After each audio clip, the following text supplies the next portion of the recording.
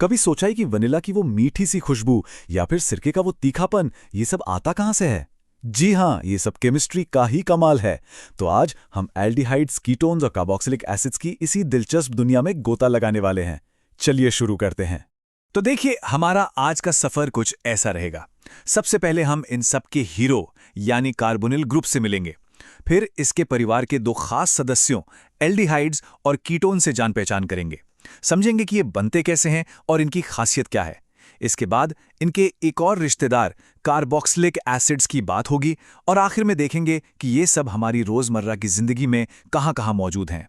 तो चलिए अपनी यात्रा का पहला पड़ाव शुरू करते हैं कार्बोनिल की दुनिया। ये एक ऐसा सीक्रेट इंग्रेडिएंट है जो परफ्यूम से लेकर हमारे कपड़ों तक हर जगह मौजूद है। और मजे की बात यह है कि बस एक छोटा सा केमिकल ग्रुप इतनी सारी चीजों को उनकी खास पहचान देता है। जरा सोचिए, कुछ चीजों की महक हमें इतनी अच्छी क्यों लगती है, जैसे वनीला की मीठी मीठी खुशबू या फिर दालचीनी की वो तीखी सी महक। क्या है इनके पीछे का राज? खैर, इसका जवाब भी केमिस्ट्री के पास ही है। तो इसका सीधा सा जवाब है कार्बोनिल कंपाउंड्स। जैसे वनीला की जो खुशबू है वो वेनिलिन नाम के कंपाउंड से आती है और दालचीनी की महक के पीछे है सिनेमैल्डिहाइड। यही वो केमिकल्स हैं जो इन चीजों को इतना अनोखा स्वाद और महक देते हैं। इन सभी कंपाउंड्स में ना एक चीज कॉमन है और वो है द कार्बोनिल ग्रुप। जैसा कि यहां दिख रहा है, इसमें एक कार्बन परमाणु ऑक्सीजन से डबल बॉन्ड यानी दोहरे बंधन से जुड़ा होता है। इसे आप ऑर्गेनिक केमिस्ट्री का सुपरस्टार समझ सकते हैं, क्योंकि यही वो हिस्सा है जो इन कंपाउंड्स को उनकी सारी पावर देता है। और इसकी बनावट भी बड़ी खास है। ये जो कार्बोनिल ग्रुप है ना, ये एकदम फ्लैट होता है, चपटा, एक त्रिभुज की तरह। केमिस्ट्री की भाषा में इसे ट्राइगोनल प्लेनर कहते हैं। घबराइए नहीं, ये नाम सिर्फ इसकी शेप बता रहा है। और इसका ये चपटा होना ही इसे दूसरे मॉलिक्यूल्स के साथ जुड़ने के लिए एकदम परफेक्ट बना देता है। और सबसे जरूरी बात, ये जो CO बॉन्ड है ये एक छोटे से चुंबक जैसा है। ऑक्सीजन थोड़ा ज्यादा ताकतवर है तो वो इलेक्ट्रॉन्स को अपनी तरफ खींच लेता है, जिससे उस पर हल्का सा नेगेटिव चार्ज आ जाता है और बेचारा कार्बन उस पर रह जाता है हल्का सा पॉजिटिव चार्ज। बस प्लस और माइनस का यही खेल इसे केमिकल रिएक्शंस का हीरो बना देता है। अच्छा, अब जब हम कार्बोनिल ग्रुप को समझ गए हैं तो चलिए इसके परिवार के दो सबसे आम सदस्यों से मिलते हैं, एल्डिहाइड्स और कीटोन्स। ये जुड़वा भाइयों जैसे हैं, देखने में लगभग एक जैसे, पर एक छोटा सा फर्क है जो इन्हें एक दूसरे से बहुत अलग बना देता है। यहां देखिए, फर्क पहचानना बहुत आसान है। एल्डिहाइड्स में कार्बोनिल ग्रुप वाले कार्बन के पास कम से कम एक हाइड्रोजन एटम तो होता ही है। वहीं दूसरी तरफ कीटोन्स में वो कार्बन दोनों तरफ से कार्बन एटम से ही घिरा होता है। बस ये एक हाइड्रोजन का होना या ना होना इनके काम करने के तरीके को पूरी तरह से बदल देता है। इनका नाम रखना भी बड़ा मजेदार और आसान है। एल्डिहाइड्स के लिए हम आल्केन के नाम के आखिर से ई हटाकर आल लगा देते हैं, जैसे इथेन से बन गया इथेनॉल। और कीटोन्स के लिए हम वॉन जोड़ते हैं, जैसे प्रोपेन से बन गया प्रोपेनॉन। देखा है ना कितना सिंपल। तो अब हम इन्हें पहचानना सीख गए हैं, पर सवाल यह है कि ये बनते कैसे हैं। तो चलिए अब जरा केमिस्ट्री की लैब में झांकते हैं और देखते हैं कि केमिस्ट किन रेसिपीज का इस्तेमाल करके इन जरूरी कंपाउंड्स को तैयार करते हैं। इन्हें बनाने के कई तरीके हैं। एक बहुत ही आम तरीका है अल्कोहल्स को ऑक्सीडाइज करना। मतलब समझो कि हम अल्कोहल में से कुछ हाइड्रोजन निकाल लेते हैं और वो एल्डिहाइड या कीटोन में बदल जाता है। इसके अलावा कुछ खास नाम वाले रिएक्शंस भी होते हैं, जैसे रोजेनमुंड रिडक्शन और फ्रीडल-क्राफ्ट एसिलेशन, जो केमिस्ट को ठीक वैसा ही कंपाउंड बनाने में मदद करते हैं जैसा उन्हें चाहिए। तो हमने ये तो देख लिया कि ये बनते कैसे हैं, पर अब देखते हैं कि ये काम कैसे करते हैं। याद है वो कार्बोनिल ग्रुप के चुंबक वाले गुण की बात? बस वही गुण इनके सारे केमिकल रिएक्शंस की जड़ है।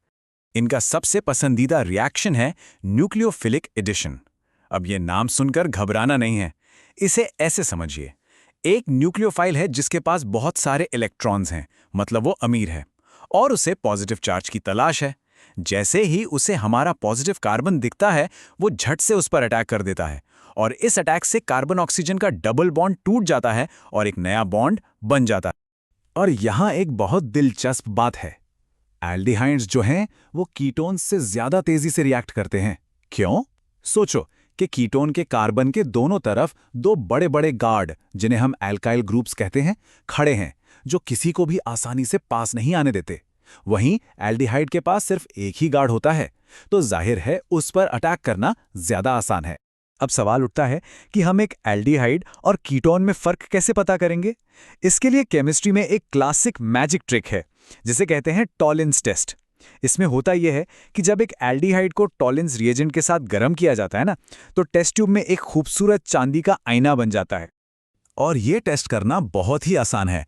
बस अपने सैंपल में टॉलिंस रिएजेंट मिलाइए और उसे धीरे धीरे गर्म कीजिए। अगर आपकी टेस्ट ट्यूब अंदर से चांदी की तरह चमकने लगे, तो बधाई हो, आपके पास एक एल्डिहाइड है। कीटोन्स इस टेस्ट में कोई रिएक्शन नहीं दिखाते, तो ये दोनों को पहचानने का एक पक्का तरीका है। चलिए अब मिलते हैं कार्बोनिल परिवार के तीसरे और बहुत ही खास सदस्य से, कार्बोक्सिलिक एसिड्स। ये अपने भाई बहनों एल्डिहाइड्स और कीटोन से थोड़ा अलग हैं। इनका स्वभाव, जैसा कि नाम से ही पता चल रहा है, काफी एसिडिक यानी अम्लीय होता है। कार्बोक्सिलिक एसिड्स की पहचान होती है उनके फंक्शनल ग्रुप से, जिसे हम कहते हैं कार्बोक्सिल ग्रुप।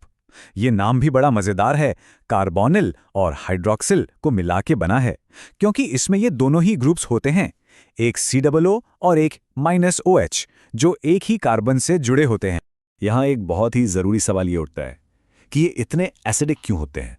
मतलब ये अल्कोहल्स या फिनॉल्स जैसे दूसरे कंपाउंड से ज्यादा मजबूत एसिड क्यों माने जाते हैं?